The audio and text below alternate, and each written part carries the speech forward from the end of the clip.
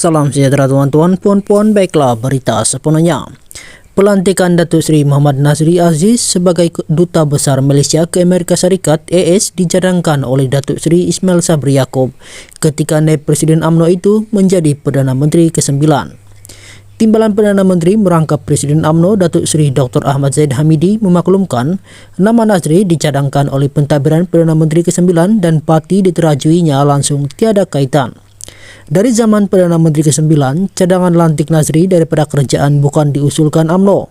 Katanya pada sidang media selepas menghadiri rumusan bengkel dan hala 7 strategi Kementerian Kemajuan Desa dan Wilayah KKDW di sini hari ini.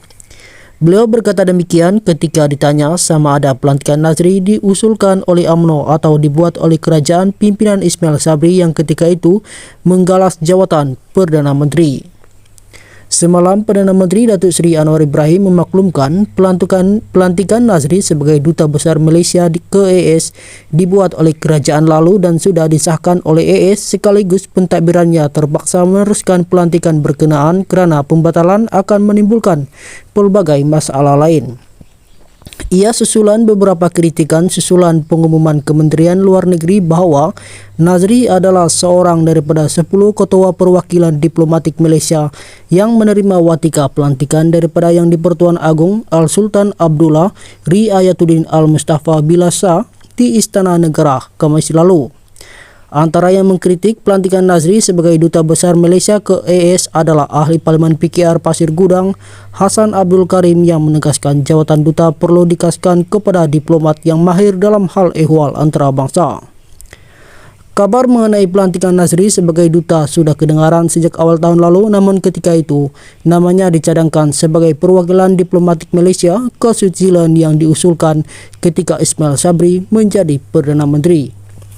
Ahmad Zahid memaklumkan Nazri adalah personaliti sesuai menjadi Duta Besar Malaysia ke AS kerana diyakini mampu merapatkan hubungan antara kerajaan Malaysia dan negara kuasa besar dunia itu.